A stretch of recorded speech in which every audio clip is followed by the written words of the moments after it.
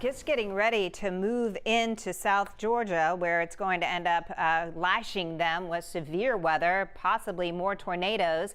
Right now, you can see 115-mile-per-hour max sustained winds moving to the north-northeast at 13 miles per hour. So we're going to continue to see it move right across middle Georgia as we head into the next few hours. So it will likely weaken. It has weakened a little bit as it moved across land. It is now on approach very, very close here to Bellevue, Georgia, to south of Blakely, and making tracks straight for Albany. And they're on the right side of the storm.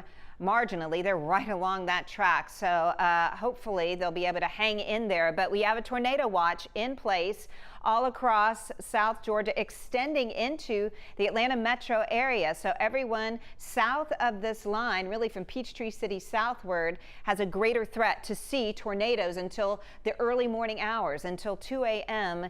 Eastern time. And you can see there's a band of heavy rain moving through right during the middle of drive time here. No warnings on it right now. That's some good news. And stretching down into South Georgia as well, a lot of heavy rain is going to be heading in here. And of course, Crawford County, that's where we had that confirmed tornado earlier that destroyed a few houses there. So many hours ahead as these bands spiral to the north.